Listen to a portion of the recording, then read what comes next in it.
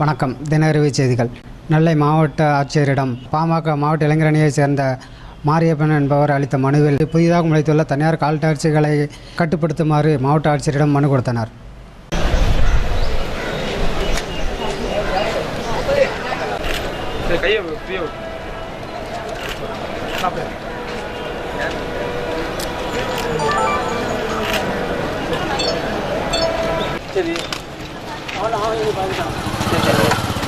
திருநெல்வேலி வாடகைக்கார் ஓட்டுநர் சங்கத்திலேருந்து மாரியப்பன் பேசுகிறேன். கால் டாக்ஸிக்கு புதுசாக முளைச்சிருக்கு.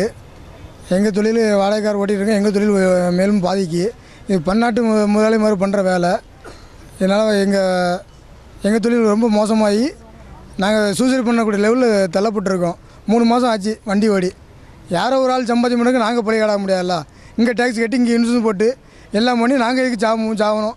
எங்கேருந்து வந்தவங்க பிழைக்கலாம். நாங்கள் எங்கள் திருநெல்வேலியில் போதும் திருநெல்வேலி பிழைக்கக்கூடாதா? ஒரு 5-6 டாக்ஸி புதுசாக வந்துருக்கு சார். ஃபாஸ்டாக், ஃப்ரெண்ட்ஸாக், standard call taxi, NTL, Bharat tag அப்படின்னு 5 டாக்ஸி வந்திருக்கு. ஒரு நபர் 1.5 லட்ச ரூபா சம்பாதிக்கிற மாதம். நாங்கள் 10 பைசா கூட சம்பாத்தி பண்ண முடியல. நாங்கள் கலெக்டர் ஏற்கனவே பெட்டிஷன் கொடுத்துருந்தோம். இதுவரை எந்த பதிலும் இல்லை. திரும்ப நாங்கள் பெட்டிஷன் கொடுக்க வந்திருக்கோம்.